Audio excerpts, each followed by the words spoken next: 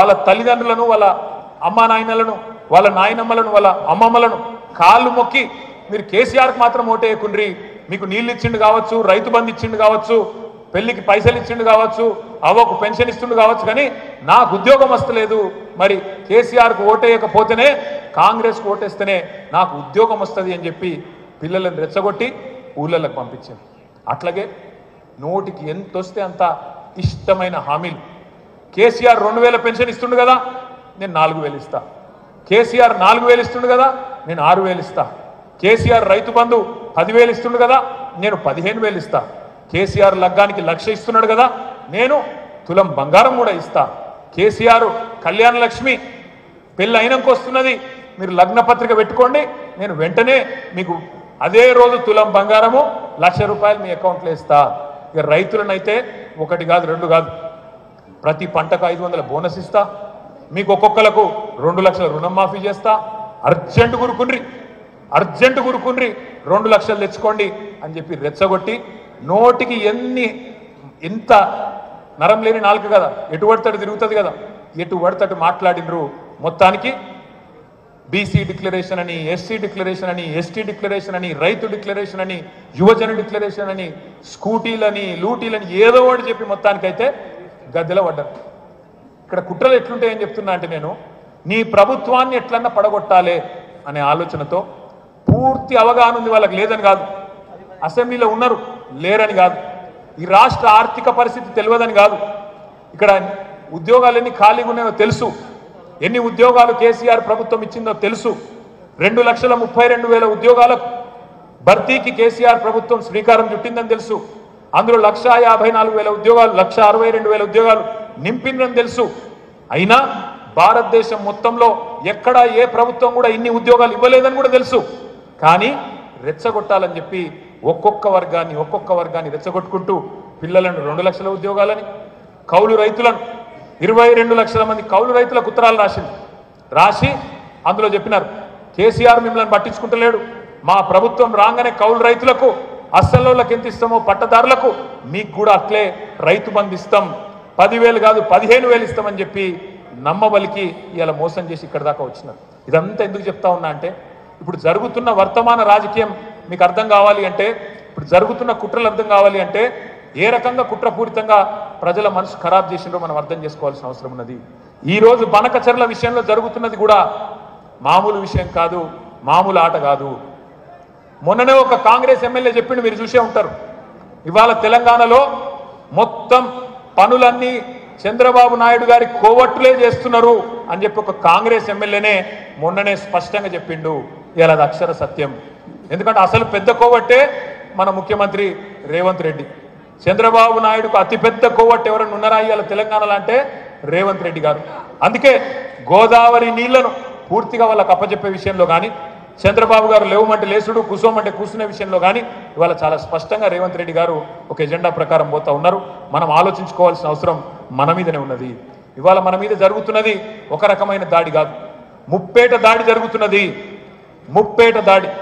కాంగ్రెస్ ఒకవైపు నుంచి, బీజేపీ మరొక వైపు నుంచి, చంద్రబాబు నాయుడు మరొక వైపు నుంచి, ముగ్గురు కూడా ఇవాళ ఏకమై తెలంగాణ అస్తిత్వానికి గుర్తింపుగా ఉన్న కేసీఆర్ గారిని, గులాబీ జెండాని ఎట్టి పరిస్థితుల్లో లేకుండా చేయాలి, మా ఆటలు ఇక్కడ సాగాలి అంటే ఖచ్చితంగా కేసీఆర్ను గెలవనియద్దు, ఈ పార్టీని మళ్ళీ గెలవనియద్దు అనే కుట్రపూరితమైన జెండాతో వాళ్ళు పనిచేస్తూ ఉన్నారు.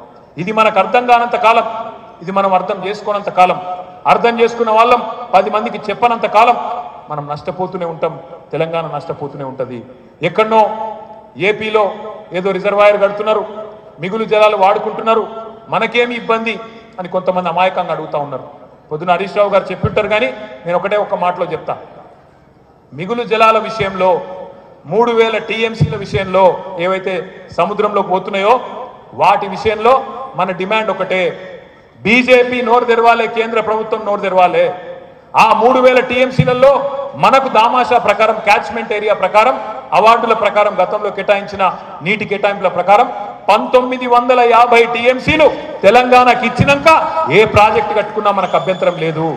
అట్లాగే నికర జిల్లాల్లో కూడా 1486 టీఎంసీలకు గాను 968 టీఎంసీలు తెలంగాణకి ఇచ్చినాక మీరేం కట్టుకున్నా మాకు అభ్యంతరం లేదు. కానీ ఇది ఎవరు స్పష్టం చేయాలి?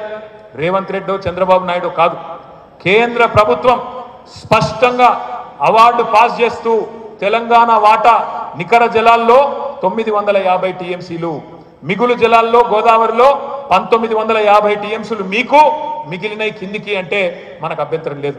కానీ ఏ పర్మిషన్ లేకుండా, సెంట్రల్ వాటర్ కమిషన్ పర్మిషన్ లేదు, పోలవరం ప్రాజెక్ట్ అథారిటీ క్లియరెన్స్ లేదు, Godavari river management board permission లేదు, అట్లాగే సిడబ్ల్యూసి క్లియరెన్స్ కూడా లేకుండా, ఏది లేకుండా, ఎపెక్స్ కౌన్సిల్ పర్మిషన్ కూడా లేకుండా ప్రాజెక్టు కడతాం, దానికి మీ ఇద్దరం కూడా కమిషన్లు పంచుకుంటాం. అటు చంద్రబాబు నాయుడు గారు, ఇటు రేవంత్ రెడ్డి గారు ఇద్దరు బదులుకొని గోదావరి మీద సర్వ హక్కులు తెలంగాణకు నష్టం చేస్తూ, తెలంగాణ గొంతుకొస్తూ ఇష్టం ఉన్నట్టు పంచుకుంటామంటే మాత్రం చూస్తా ఊరుకోవడానికి మనం సిద్ధంగా లేము. నేను నిజంగా హృదయపూర్వకంగా బీఆర్ఎస్ని అభినందిస్తా ఉన్నా.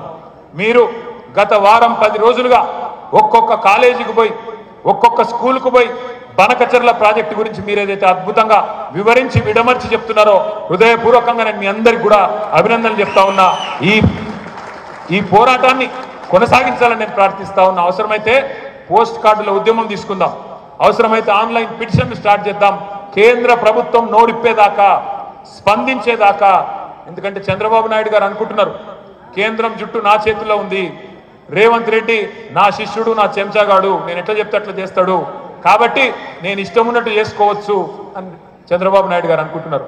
కానీ ఆయన మర్చిపోతున్నాడు, తెలంగాణ ప్రయోజనాలు కాపాడడానికి కేసీఆర్ ఉన్నాడు అనే మాట మర్చిపోతా ఉన్నాడు. ఖచ్చితంగా కేసీఆర్ ఉన్నాడు, మనందరం ఉన్నాం. ఒక్కొక్కరం ఒక కేసీఆర్ లాగా ఉద్యమించాల్సిన బాధ్యత కూడా మన మీదనే ఉన్నది. కుట్రలు అని నేను అన్నా, కుట్రలు ఆగిపోలేదు, మనం అధికారం పొంగనే ఆగిపోలేదు. ఇప్పుడు చూడండి ఏం జరుగుతూ ఉందో. 18-20 నెలలైంది. ఇదే కాంగ్రెస్ వాళ్ళు కదా డైలాగులు కొట్టింది, 100 రోజుల్లో 6 గ్యారెంటీలు అమలు చేస్తాం, 100 రోజుల్లో 106 అయినా అక్కడ పొడిచే సూర్యుడు ఇక్కడ పొడిచినా 4000 పెన్షన్ ఇస్తానది మనం కాదు కదా. ఇదే రేవంత్ రెడ్డి, అదే బట్టి గారు, అదే కోమటిరెడ్డి వెంకటరెడ్డి వీళ్ళే చెప్పింది. కానీ ఇవాళ నువ్వు అడిగినావు అనుకో, ఏమాయమా 6 గ్యారెంటీలు 100 రోజులు అంటే 600 రోజులు అయిపోయాయి, ఏం సంగతి అంటే మరి వాళ్ళకు సమాధానం లేదు. అందుకే ఏం చేయాలి? ఒకరోజు కాళేశ్వరం మీద విచారణ ఒక కమిషన్, ఇంకొక రోజు గొర్రెల స్కామ్ అదొక కథ, ఇంకో కొన్ని రోజులు ఇంకో కథ, ఏది ట్యాపింగ్ ఇదో కథ. ఇక ట్యాపింగ్ విషయం కూడా మీకు చెప్పాలి ఒక ముచ్చట, ఎట్లుంటాయి కుట్రలు అంటే. నిన్న మొన్న రేవంత్ రెడ్డి గారు చెప్పిండు, మీరు చూసిండ్రో లేదో, ఢిల్లీలో చాలా గొప్ప మాట చెప్పిండు. ఏమన్నాడు? ట్యాపింగ్ చట్ట వ్యతిరేకమేం కాదు, అన్ని ప్రభుత్వాలు చేస్తున్నాయి, మేము కూడా చేస్తున్నామని చెప్పిండు. ఇంకో మాట అన్నాడు, గొప్ప మాట. ఏమంటాడు ఆయన?